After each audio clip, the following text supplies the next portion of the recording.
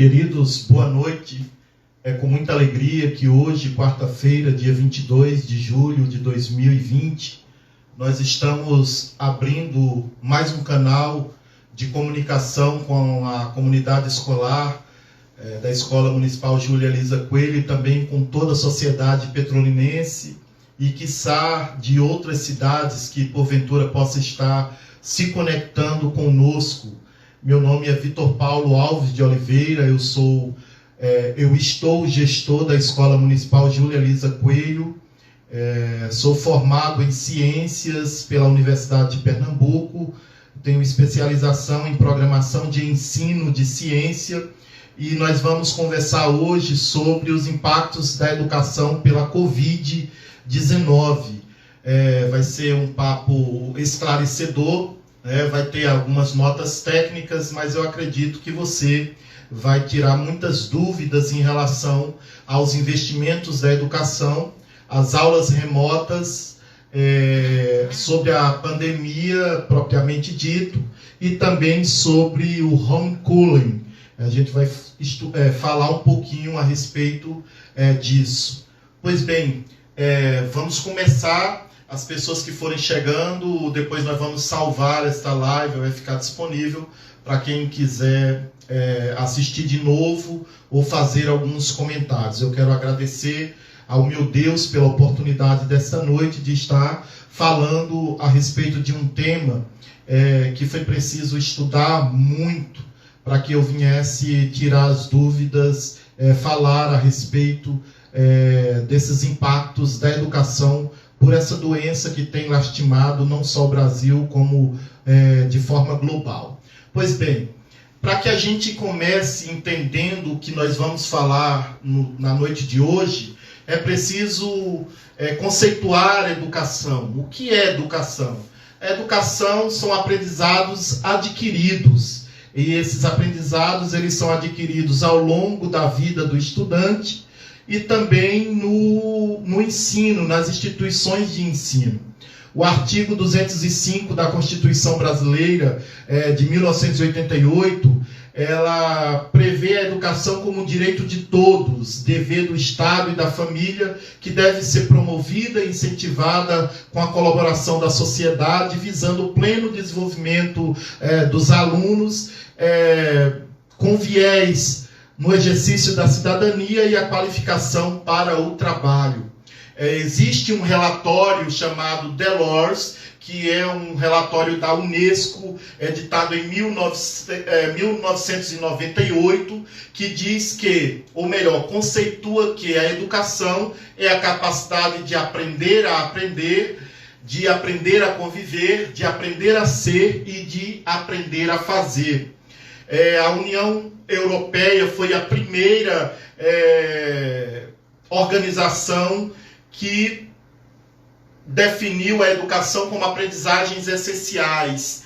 Então, o Brasil ele ainda deve a respeito desse relatório Delors, porque ela não realizou uma comissão, não fez um estudo para que as aprendizagens essenciais do Brasil fosse diagnosticada. Então, o Brasil ela subsidia o que a Comissão Europeia de 2006 estipulou sobre a educação, que são as aprendizagens essenciais. Quais são as aprendizagens essenciais? É a comunicação em língua materna, comunicação em língua estrangeira, competência matemática, competência no ensino de ciência e tecnologia, competência digital, competências sociais e cívica, empreendedorismo e a consciência da expressão cultural.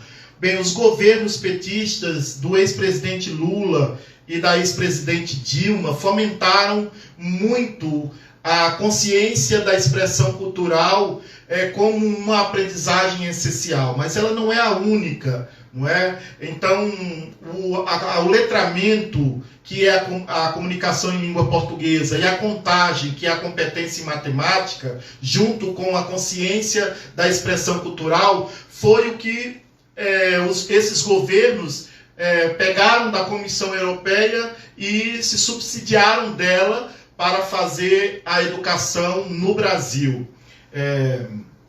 Nós esperamos que o novo governo possa aumentar essas aprendizagens essenciais e que possa trazer um estudo mais completo para que nós não apenas vivamos à sombra da União Europeia, da Comissão Europeia, por melhor dizer, e que nós criemos o nosso próprio relatório a partir do relatório de Delors, para que a gente possa estipular a educação brasileira como sendo uma educação que busca não só apenas encaminhar o estudante para exercício da cidadania e a qualificação para o trabalho, mas que ele também seja um ser pensante e que ele possa estabelecer questões que nós estamos aquém ainda, como, por exemplo, formar cientistas. Eu, como formado em ciência, tenho questionado muito as secretarias de educação, não só a nossa de Petrolina, outras que têm direcionado toda a sua política pública para português e matemática, para letramento e contação, deixando então o desenvolvimento das ciências e da tecnologia num segundo plano. Não é? Em 1998 foi feito um estudo muito profundo para incluir a ciência nas avaliações externas, inclusive no PISA, que avalia os estudantes de forma internacionalmente ou globalmente, como queiram. Então a educação ela é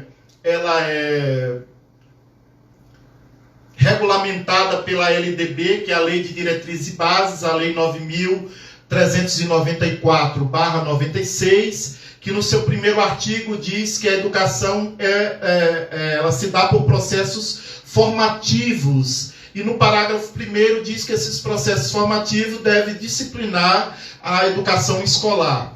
E aonde leva essa disciplinação da educação escolar? Leva justamente ao segundo parágrafo, que diz que o aluno, o aprendiz, ele deve ser condicionado ao mundo do trabalho e à prática social. O artigo 2º da Lei de Diretrizes e Bases, ela comunga com um artigo 205 da Constituição Brasileira, que diz que a educação é dever do Estado e da família, e que ela deve ser promovida.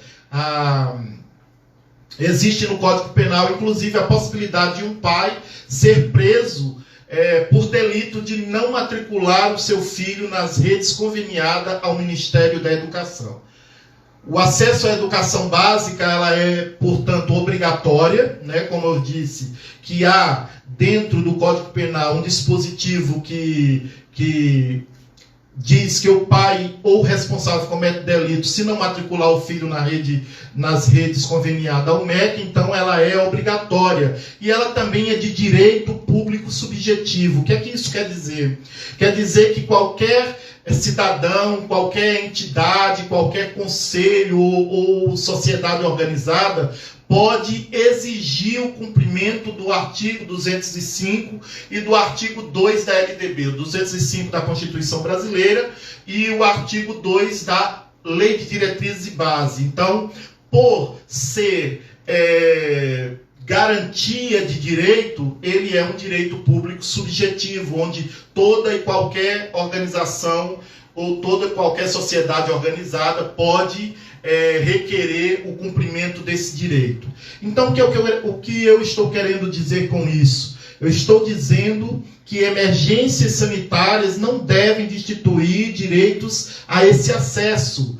O direito a estudar não pode ser negado por conta de uma emergência sanitária, por conta dessa pandemia. O artigo 208 da Constituição Brasileira, o artigo 5º da Lei de Diretrizes e Bases e até o Estatuto da Criança e do Adolescente, que é a Lei 8.069/90, elas protegem as crianças de uma eventualidade de estarem fora da escola. Portanto, que nós, como gestores que sou, como gestor que sou, a gente tem uma preocupação muito grande daquele aluno que não está na escola, até para que o pai não venha ser responsabilizado penalmente através do Conselho Tutelar. Não é? Então,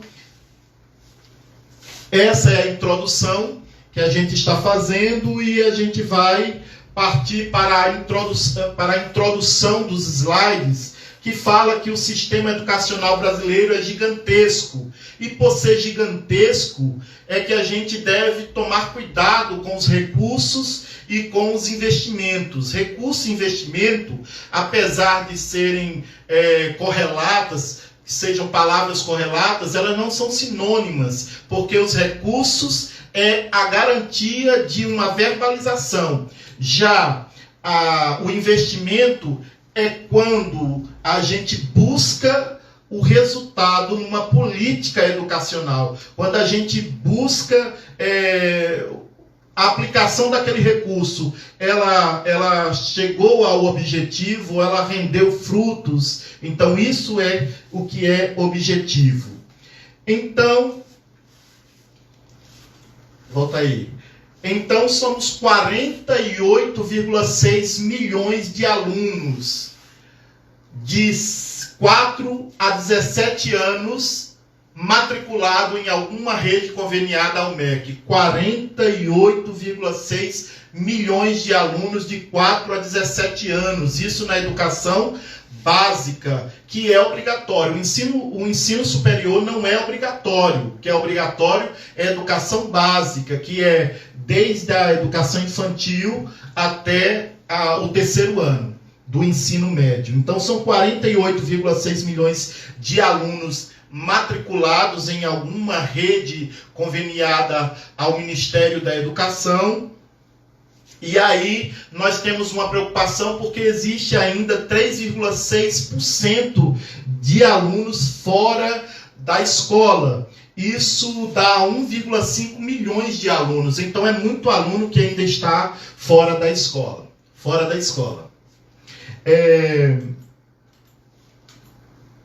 2,2 milhões de professores. Como o Brasil é continental, é salutar dizer que, como nós temos uma quantidade enorme de professores, e é por isso que as políticas públicas para valorização do magistério, para a valorização dos professores, ela ainda está caminhando em passos lentos, porque há um grande número de professores formados no Brasil. E para atender esse número de profissionais é o mesmo que ter uma população de 94 países por aí afora. 94 países é exatamente o número de professores existentes no Brasil. É muita gente. Nós temos 181 mil escolas e 77% delas, ou mais de 77% delas, são escolas da rede pública.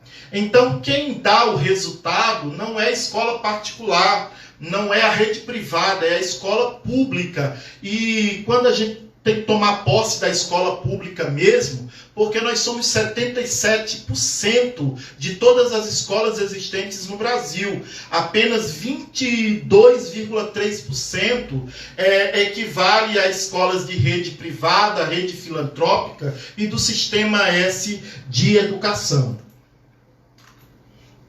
Os investimentos. O Brasil ele destina 5,6% do seu PIB para a educação brasileira. São 108,67 bilhões de reais para aplicações na educação. Então, o dinheiro tem.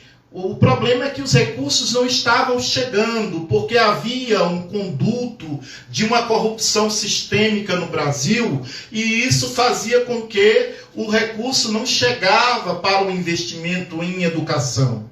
Então, se espera que 5,7% do PIB nacional, o Produto Interno Bruto, destinado à educação, chegue de fato às escolas e que essas possam promover a educação de qualidade, da qual o artigo 205 da Constituição Brasileira prevê. Observe que 108,60 bilhões de reais, desses 108 bilhões, 33 mais de 33% é destinado ao ensino superior. Ou seja, o Brasil ele ainda se preocupa em qualificação para o trabalho, em promover profissionais, do que mesmo fazer com que a base se sustente e se fortaleça. Como é que a gente vai levar às universidades crianças, ou melhor dizendo, jovens que foram crianças que tiveram o seu letramento, a sua contação, a sua iniciação científica de uma forma, como é que eu posso dizer, de uma forma não tão feita ou bem feita, por falta de investimento, porque os governos eles se preocupam mais com o ensino superior do que o ensino de base. E aí está o grande erro da educação brasileira. Nós precisamos investir na alfabetização. Nós precisamos investir na fluência dos alunos, na contação dos alunos, e inclusive na iniciação científica dos alunos. É preciso que as secretarias municipais, estaduais e também o Ministério da Educação, eles possam ter um olhar maior na formação da base, na formação do caráter do estudante, para que ele possa ser uma pessoa de valor, para que ele possa entender os valores morais, cívicos e chegar até a universidade, para que a universidade não seja essa que nós estamos vendo aí, aonde as fronteiras de ideologização seja maior do que mesmo o desejo de se aprender. Muitos jovens estão entrando na universidade mais para fazer política social do que para obter conhecimento para a sua vida profissional, a sua carreira profissional. 17% apenas desses 108 bilhões são destinadas ou são transferidas para a educação de base. A educação de base, eu volto a dizer, é aquela da educação infantil, que começa aos 4 anos até o terceiro ano do ensino médio, com o jovem com 17 anos de idade. A educação básica, ela se divide em educação infantil, pré-escola, ensino fundamental e ensino médio. Na verdade, a educação infantil e pré-escola, eles vão se confundir, tornando o ensino infantil, ensino fundamental e ensino médio. Então, na verdade, existe 4 divisões da educação básica, mas existe apenas 3 ensinos diretos, que é ensino infantil, que compreende a educação infantil e a pré-escola, o ensino fundamental e o ensino médio. Aí nesse slide nós podemos observar o ensino infantil, não é, que a educação infantil tem duração de 4 anos, que começa com o aluno de 0 a 3 anos, esse não é obrigatório, não é? Mas a pré-escola, duração de 3 anos, com alunos de 4 a 6 anos, essa sim é obrigatória, e por isso as duas estão inseridas dentro do ensino infantil. Já o ensino fundamental, ele compreende 9 anos de estudo dos seus alunos, e se divide em ensino das séries iniciais e ensino das séries finais, ou anos iniciais e anos finais. Nós temos os anos iniciais de 1º ao 5º ano, e temos os anos finais do 6º aos 9 anos. Então, o ensino fundamental 1 compreende 5 anos de estudo, e o ensino fundamental 2 compreende 4 anos de estudo. E o ensino médio, a Escola Júlia Elisa Coelho, ela não oferece essa modalidade de ensino, portanto nós não vamos falar muito sobre ela, basta dizer que tem duração de 3 anos e compreende alunos entre 15 e 17 anos. Vamos falar um pouco sobre a pandemia. O que é pandemia? Pelo conceito, pandemia é enfermidade epidêmica amplamente disseminada, não é? Então, quando nós temos uma doença que ela não é local, que ela não é regional, que ela é global, então ela se torna uma pandemia. E a pandemia, ela afeta três setores distintos dos governos, que é a saúde, a educação e a economia. Então, temos que entender que quando se dá com uma emergência sanitária do tipo da Covid-19, nós estamos dizendo que pelo menos 3 estruturas básicas de qualquer governo vai sofrer. É a saúde, a educação e a economia. Uma puxando a outra. Um abismo puxando o outro. Mas como já foi dito nessa live, a educação, ela tem que ser oferecida. A educação, ela não pode ser negada, apesar dessa emergência sanitária. Ela não pode deixar de ser oferecida. A saúde, ela tem que estabelecer as suas políticas para atenuar os sintomas e a gravidade desta pandemia. Já a economia, ela tem que ser restabelecida, os governos têm que trabalhar com possibilidades para fazer a economia circular, para que não haja um blackout, para que não haja perdas de emprego, falência de empresas, isso a gente vai falar mais à frente. Então, o que é a Covid-19? Covid-19 é uma doença, não é? Ela é um termo feminino, então não é o Covid-19, é a Covid-19, 19 por causa do ano de 2019, da qual ela foi estudada, ela foi... houve-se uma maior preocupação, digamos assim, em relação a ela, porque ela já existia um conceito de que essa viralidade podia vir, só que demoraram a se fazer um estudo mais completo a respeito dela, e ela ganhou força já no mês de outubro, né? Inclusive o Carnaval do Brasil, quando aconteceu, os políticos, as autoridades já tinham conhecimento dessa doença, já tinha alertado, inclusive o governo federal já havia alertado, principalmente as cidades que têm uma tradição carnavalesca, como Salvador, Olinda, Rio de Janeiro, São Paulo, e infelizmente esses governos não deram ouvido ao Ministério da Saúde e veio ter toda essa complicação aí, mas não é uma complicação a nível de Brasil, é uma complicação a nível mundial. Então o vírus é chinês porque surgiu no mercado da cidade de Wuhan, lá na China. Foram confirmados, esses dados já são dados defasados, porque há uma rotatividade muito grande, então com certeza esses dados já estão defasados. Então já foram confirmados no mundo mais de 12.507.849 casos. Foram recuperados mais de 6 milhões e com mais de 560 mortes, infelizmente. Já no Brasil foi confirmado 1.804.336 casos.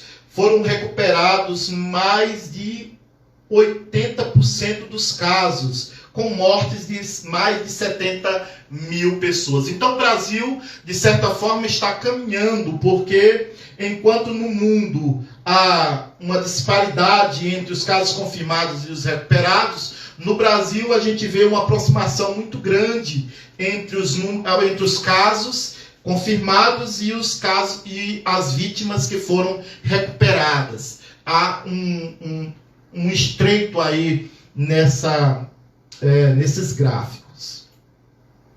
Então, quais são os impactos que essa pandemia traz, não só para o Brasil, mas também para o mundo? Quais são esses impactos? Queda do PIB, que é a queda do produto interno bruto, ou seja, os governos, os países deixam de produzir, deixam de investir, deixam de comprar, deixam de exportar, de importar, e com isso o dinheiro não circula.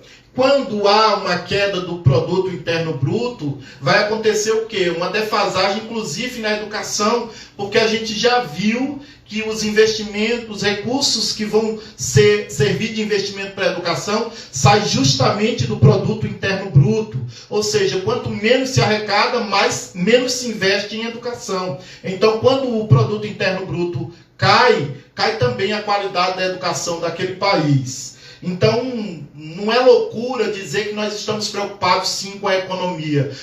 Mas vai ter gente que vai dizer, mas e aí, vai morrer todo mundo? Sim. E aí, como é que fica? Se o produto interno bruto cai, o seu filho deixa de ter uma educação de qualidade, que já não é lá essas coisas, não é? A saúde vai ficar deficitária, não é? Então, a gente tem que ter essa consciência de que é um tripé que é afetado por essa pandemia: educação, saúde e economia.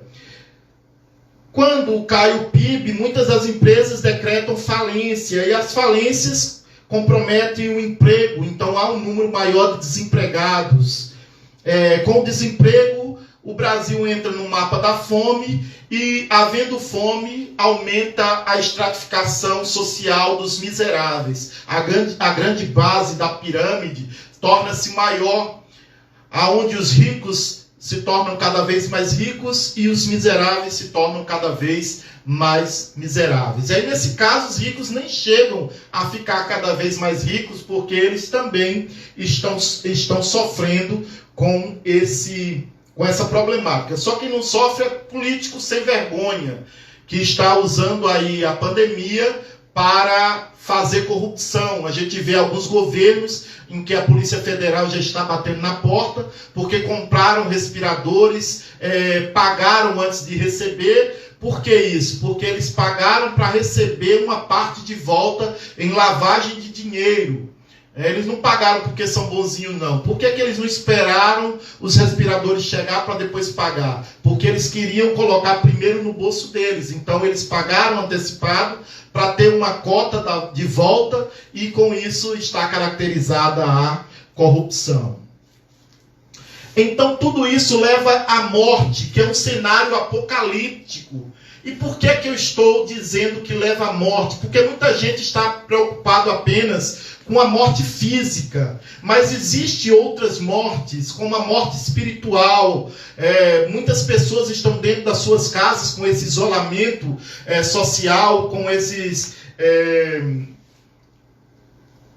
lockdowns que está sendo proposto aí. Muita gente estão depressivos dentro das suas casas. Pessoas que já tinham depressão, elas estão sentindo mais ainda a força dessa doença. Não é? Então a gente tem que se preocupar com isso. Não é só a morte física, mas também existe aquela morte da falta de esperança, do pai que já não tem mais um emprego, da mãe que já não tem mais uma perspectiva, do filho que não consegue se relacionar socialmente, e com isso acaba entrando numa crise depressiva, numa opressão terrível. E por isso que a gente fala em cenário apocalíptico, porque não é só morrer fisicamente. Pior é morrer aos poucos, sem ter noção do que virá futuramente. Então, é complicado isso.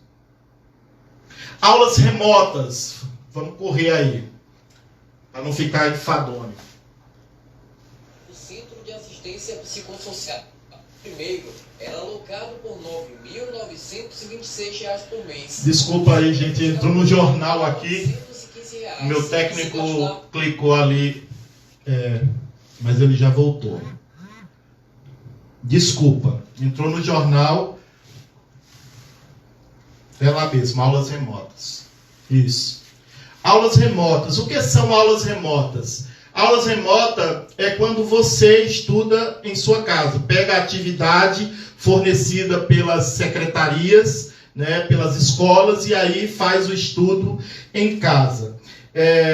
As aulas remotas, elas só vão ser eficazes se a comunidade escolar, a escola e a família estiver numa educação integral, esteja entrelaçada todos esses conceitos de comunidade, escola e família, não é? Então, para que a gente possa entender às aulas remotas, nós devemos ter acesso aos monitoramentos, não é?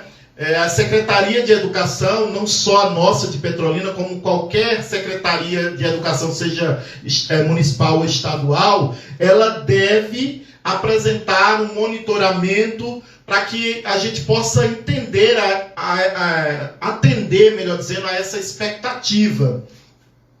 Então, como é que a gente vai estudar? Como é que a gente vai ter essa expectativa?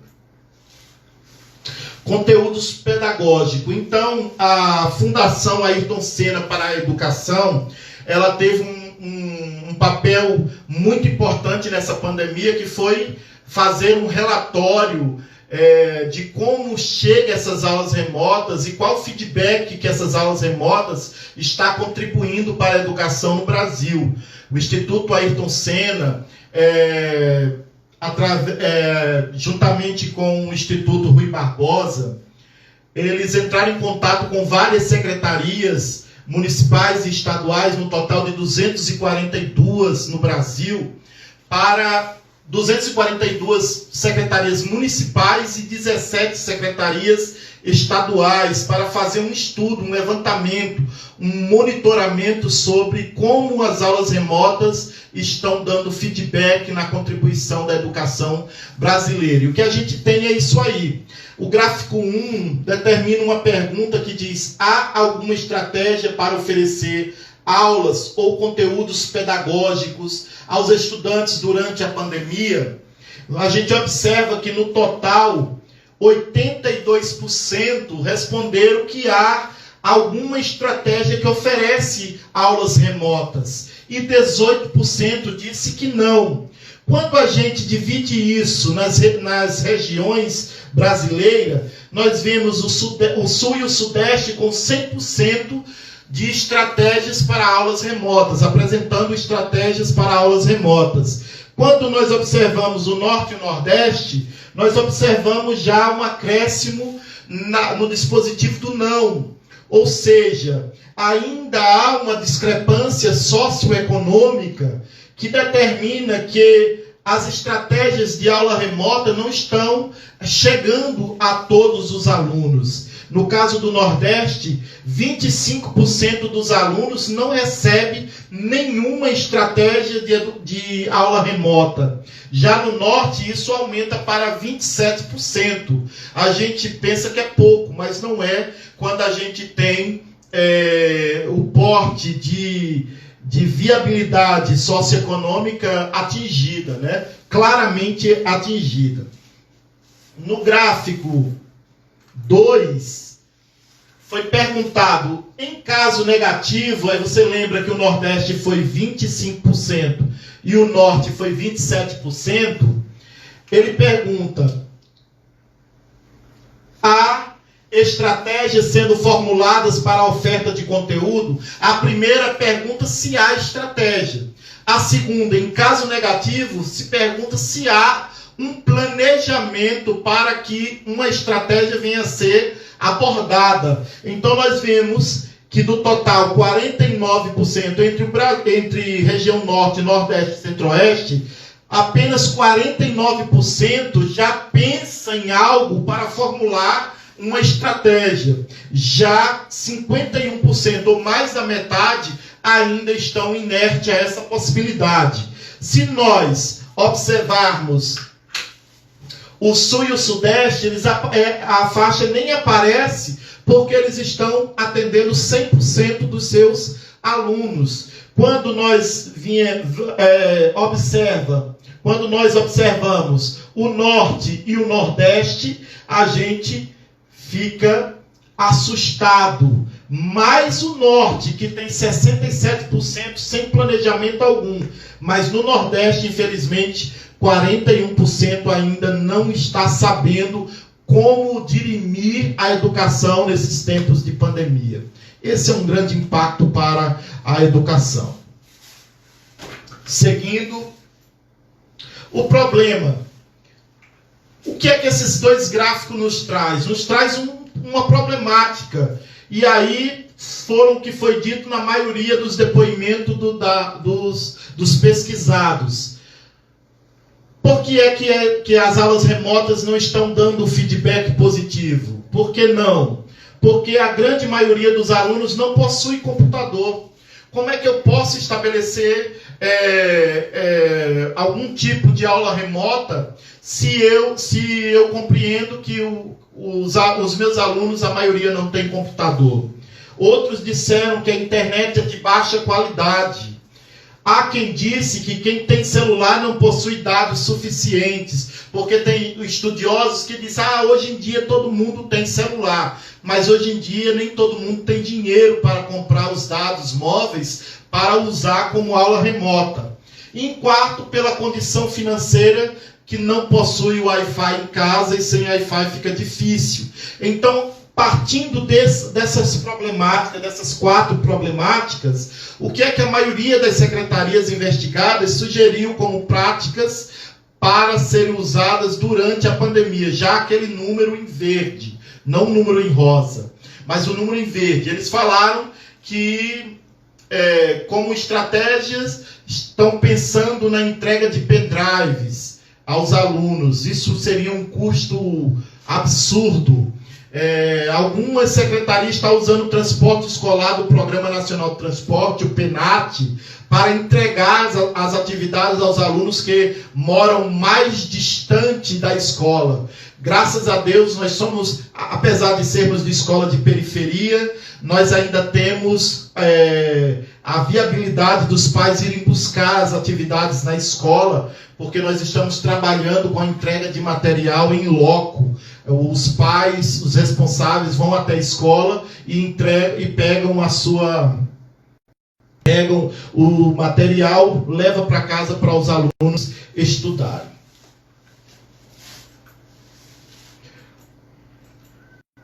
Homeschooling. Então, por causa dessa problemática que a pandemia nos fez repensar a educação, repensar as estratégias, repensar como nós vamos nos comportar daqui para frente, porque o mundo, a história da humanidade vai ser dividida antes da pandemia e após a pandemia, isso é sem dúvida. Então, falando em aulas remotas, vamos falar um pouco sobre esse sistema de ensino chamado homeschooling. O que é o homeschooling? O homeschooling é uma substituição integral da frequência à escola pela educação doméstica. Ou seja, o filho não vai à escola, a família se responsabiliza pelo estudo completo dela. Veja, o que está acontecendo hoje é aula remota, não é homeschooling, porque não é uma estratégia de ensino, não é uma estratégia pedagógica. O homeschooling é um regime, é um sistema de ensino que é muito difundido em países que compõem a OECD, que são os países mais desenvolvidos ou países que têm políticas mais concentradas de educação. Então, a gente precisa entender o que é e quais são as vantagens e desvantagens de praticar o homeschooling. As vantagens. Mobilidade, conforto, segurança, qualidade e supervisão dos pais. Os pais que optam por esse sistema de ensino preferem o ensino doméstico à escola, diz que porque em casa há mais conforto, há mobilidade, porque ele escolhe os horários de estudo, há segurança, porque estão debaixo das suas vistas, há qualidade, porque há uma exigência maior, um comprometimento maior, e os pais estão sempre supervisionando os estudos dos filhos. É importante dizer que o Brasil não está nesse sistema, não há uma política regulamentada para esse sistema e nem sequer há uma predisposição de que isso aconteça, embora exista já uma lei tramitando para que o ensino doméstico seja uma realidade e que não fique responsável o Ministério da Educação, mas o Ministério da mulher, da família e dos direitos humanos, não é? Então, o homeschooling não seria regulamentado pelo MEC, seria regulamentado pelo Ministério da Mulher, da Família e dos Direitos Humanos, da ministra Damares. Então, falando de homeschooling, é óbvio que vai surgir vários questionamentos. E que questionamentos são esses?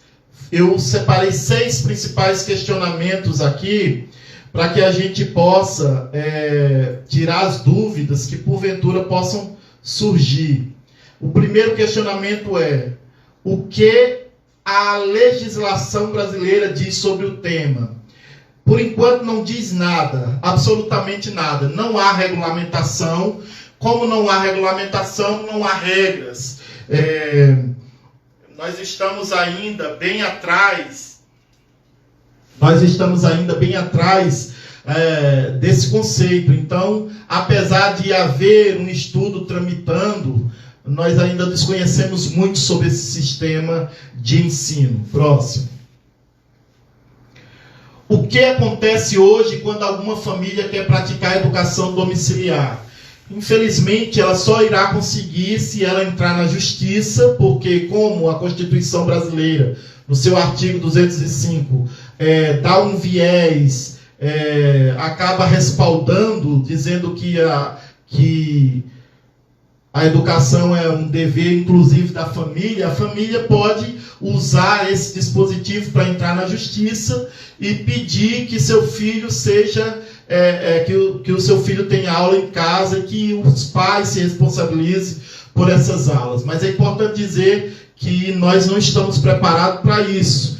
Veja que o gráfico de estratégia de aulas remotas mostrou que 41% no Nordeste, eu estou falando de Nordeste, 41% diz que não está havendo um planejamento. E com isso, muitos pais também estão despreocupados. Enquanto o governo não oferece, enquanto as secretarias municipais não oferecem, acaba que os pais também não se responsabilizam. Quantas crianças estão em casa que deveriam estar fazendo o estudo remoto, mas infelizmente estão nas redes sociais, estão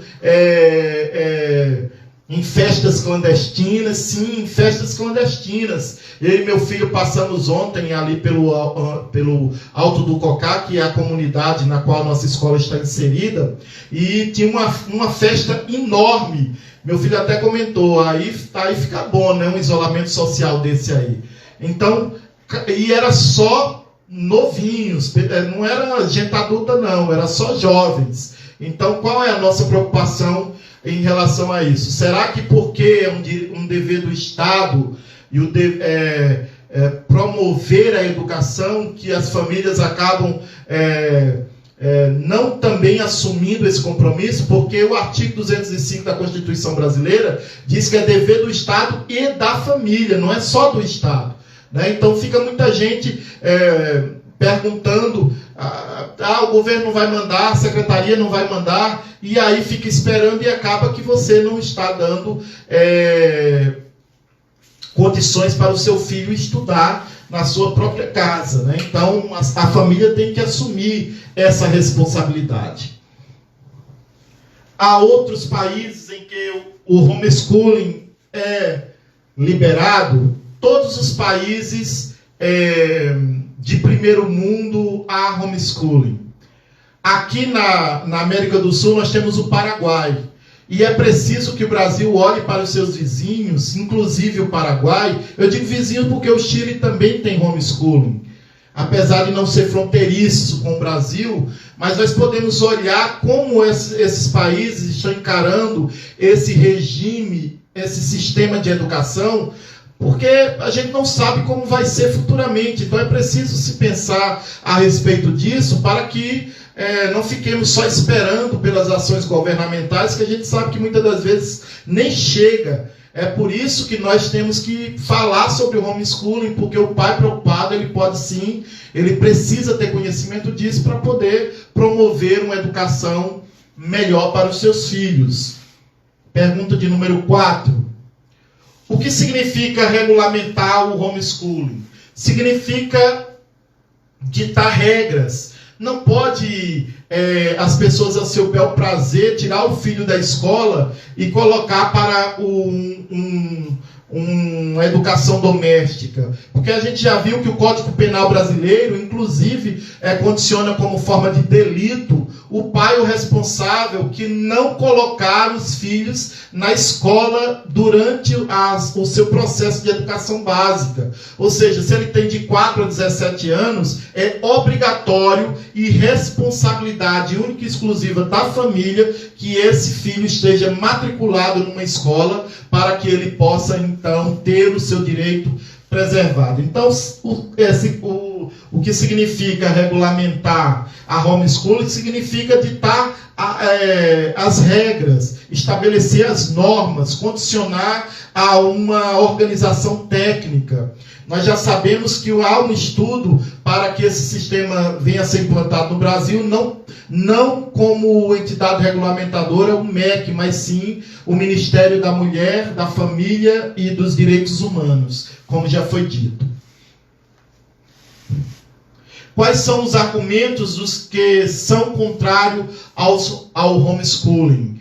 Qual é o argumento dos que são contrários? O argumento é que o menino não vai se socializar, que não vai ser dado garantias de direito, que isso é uma falácia, porque o dinheiro que seria gasto com esse aluno na escola provavelmente seria repassado para um fundo em que acompanharia as aulas da educação doméstica dos filhos, mas é preciso dizer que há também a questão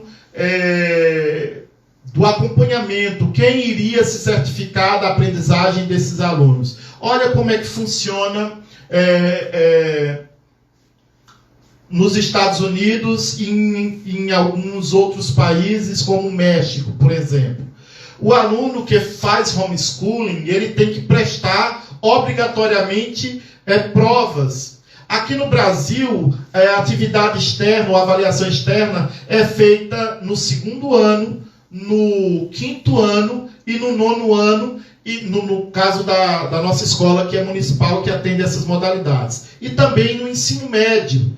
E há também no ensino superior. Então, toda vez, quando o aluno está no 2º, no 5º, no 9º, e no 3º ano, ele faz uma avaliação externa, não é? Então, nesses países, o aluno que faz homeschooling, ele também tem que passar por avaliação externa.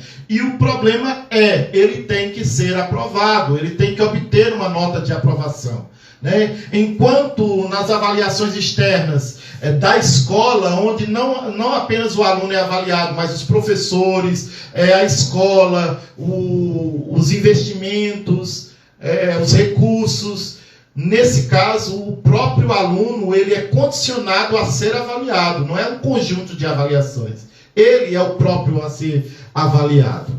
Então, última pergunta: quais são os argumentos dos que são favoráveis aos homeschooling? Eu não vou dizer se eu sou favorável ou que eu sou contrário, mas os argumentos mais ligado a questões emotivas. É aquele aluno que sofre bullying, aquele aluno que não tem um bom relacionamento social, aquele aluno que é depressivo. Então, mais a questões emocionais que dá um favorecimento ao homeschooling, né? Porque nós temos visto que a escola é o lugar onde, infelizmente, os jovens têm buscado para dar um grito de liberdade. Ou pior, né? No caso do Júlia Elisa, nós, por diversas vezes, tivemos que conversar com alunos que foram para a escola no intuito de se suicidarem dentro do banheiro.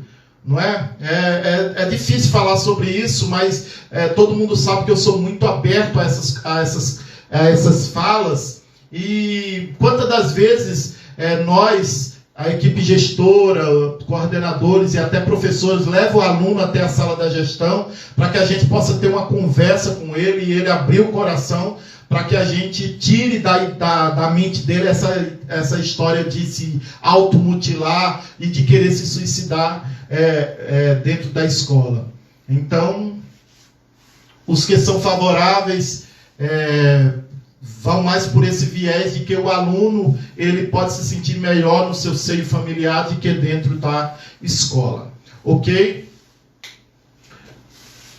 Meus queridos, nós estamos encerrando, como foi dito, 1 hora de live, nós estamos encerrando, mas antes eu queria agradecer as pessoas que compõem a nossa equipe gestora, as pessoas que estão sempre conosco. Eu quero agradecer a Bernadette Pereira, minha vice-gestora, a Gláucia Cibele Coimbra, minha coordenadora de anos finais, Ana Maria Cerqueira Tamarino, que é a nossa coordenadora dos anos iniciais, e a Ponira Brasileiro, a nossa secretária escolar, Jefferson da Silva Macedo Braga, coordenador da educação especial, um jovem, um rapaz que chegou para somar com a escola. Eu tenho que dizer isso, eu fico muito feliz com a participação dele na nossa equipe. Geni Maria de Jesus, que é a nossa auxiliar do gabinete de gestão, é aquela pessoa que está mais ligada à comunidade, ao atendimento aos pais. E a Jennifer Rafaela Barbosa, que é a coordenadora administrativa. Então, esse pessoal estão sempre conosco, pensando como será a educação nos próximos dias, nos próximos anos. Tem muita gente que está perguntando, quando é que volta as aulas? Não temos ideia. Há um estudo do Conselho Nacional de Educação, CNE, que propõe a educação modular, duas séries por ano, começando em janeiro de 2021. O aluno, por exemplo, que estiver no segundo ano, ele vai fazer 2 módulos, segundo ano de janeiro a junho e terceiro ano de julho a dezembro. Isso é um estudo. Já aqui em Petrolina, nós estamos, porque as secretarias, nesse caso, vão ficar independentes para pensar, enquanto não houver uma batida de martelo do Ministério da Educação, é só um estudo do Conselho Nacional de Educação. Aqui na cidade, aqui em Petrolina, nós estamos aguardando uma reunião remota, uma reunião virtual da Secretaria de Educação e das secretarias executivas com os gestores das escolas municipais, para que a gente pense como será o retorno às aulas. Eu acredito que o melhor vai sair depois dessa reunião. Os melhores conceitos, as melhores diretrizes, o melhor segmento vai sair após essas reuniões. E vocês sabem que após essa reunião eu vou fazer uma live para dizer exatamente o que foi conversado, quais foram os rumos tomados, e com certeza a comunidade da Escola Municipal Júlia Elisa não ficará desinformada.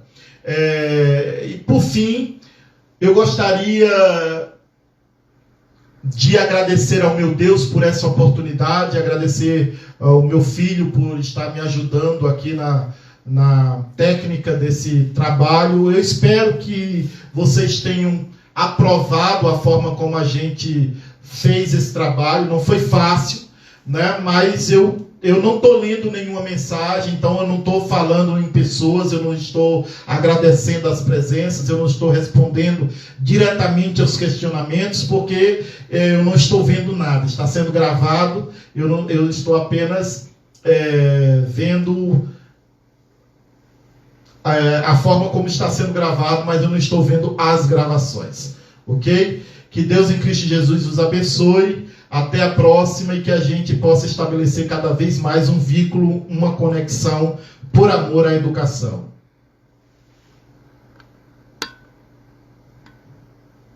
Salve, viu? Salve.